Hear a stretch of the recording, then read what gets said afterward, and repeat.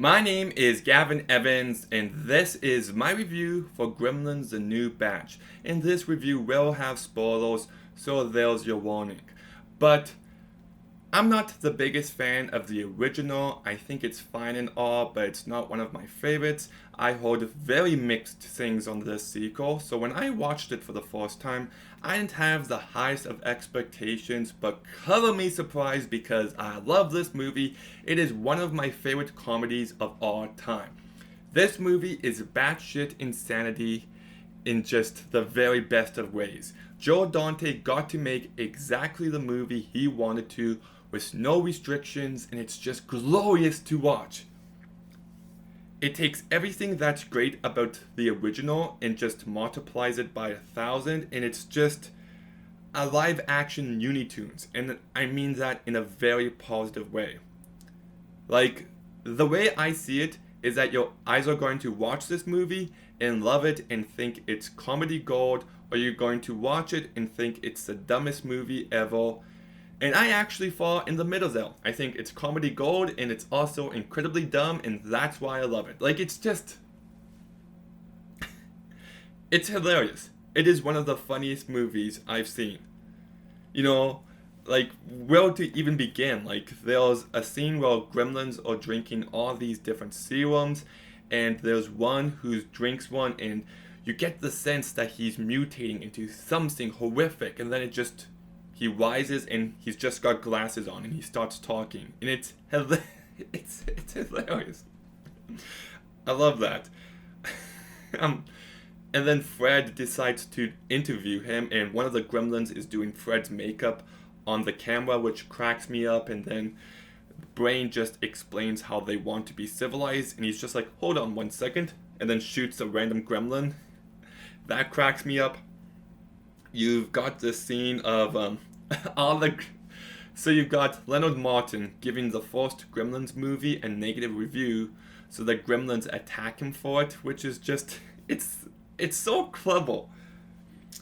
You got this one scene of people just asking questions about the rules, that if they can't eat after midnight, what if they have food stuck in their teeth and they swallow it after midnight? Does that count? And it's just very aware of all the nitpickiness that could go on with the first movie, and they just heighten it for comedic effect, and it really works, and it's also manages to be very meta there.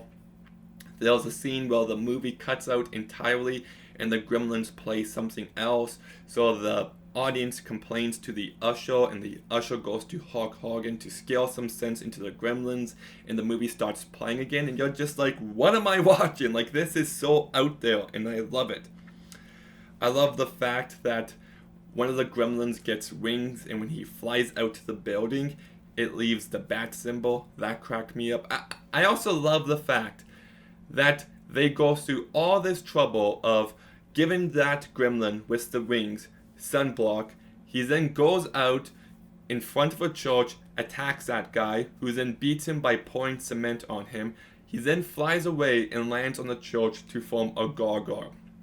They did all of that for a very small punchline, and that just makes me respect this movie all the more. Like, they could be people being like, if you give him sunblock, why don't you just give all the gremlins sunblock and the movie would end? Like, why would they not do that? And it's just like, shut up.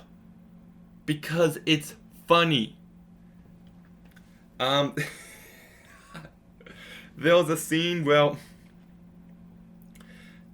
Kate starts talking about her fear of Abraham Lincoln, and Billy's just like, okay, Kate, can you wrap this up? You gotta get going. And it's a brilliant joke because it's so aware of what people criticize the first movie was, and they do it again here, but this time they're self-aware of it and heighten it for comedic effect, and it's just very meta, very smart, and absolutely hilarious. I also love the fact that there's all these jokes made by the speaker in the background, even in the first act of the movie, and there's just so many gags in this movie. Like, every minute is just filled with them, and it's absolutely hilarious and risky and pushes the limits, and I love it. It's a very fast-paced and entertaining movie, and I love all the zaniness and wackiness going on. I love how all the mole guy look a lot more goofy in this movie. And I love the fact that they take all these different serums. One turns into a spider, one turns into like a vegetable thing, one turns into electricity. So there's lots of originality on display, and they find ways to make it more interesting. And the practical effects are just phenomenal. Like, I say it all the time. Throughout the movie, it's great. So there's one scene of a gremlin going into a paper shredder, and it looks gross and disgusting, and I love it. When they all melt at the end, it's just so freaking awesome. And they also find a way to just make Gizmo the most adorable creature. Like, you always feel bad for him. No matter how stupid and weak and pathetic he is, Howie Mandel just does the voice and just does that. You're like, oh, I can't stay frustrated at you, little Gizmo. I also love the fact that they locate this movie in one building with all these different levels. Well, it's a TV studio, it's a dentist's office, it's a science lab in just one big building. So it just makes for a very interesting location. And I love the fact that, like, the first act, everything with Billy and Kate is a lot better because you've got some drama going between them and Billy's boss.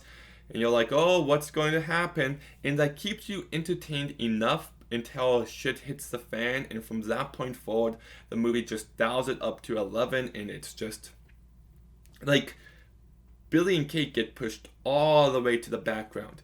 The Gremlins become the main characters because it's just scene after scene of the Gremlins doing Gremlin stuff. And it's just like, yes, you understand why we like this movie, why we like the first one, and what really works about it, and you just delivered on that. It's very smart. The cast all does a good job. Zach Gilligan and Phoebe Cates are better in this movie than the original. Howie Mandel, like I said, is good. Tony Randall is the best performance in this movie as Brain. He has a perfect, sophisticated voice for this performance. John Glover, Dick Miller, and Robert Pawlowski are great. I like Giri Watanabe as a photographer. And Haviland Morris as Billy's boss is really good, but when I saw her, I thought she was Peggy from The Mask, but different actress. But look, this movie is great and wonderful and just a total blast if you know what you're going to get with it. If you want a scary movie or a movie that takes itself serious in any way, then you will be disappointed. But if you want a live action Looney Tunes where just the most random out there shit happening non-stop, then you will love this movie. I think it manages to be both incredibly clever and incredibly stupid at the same time. It's hilarious.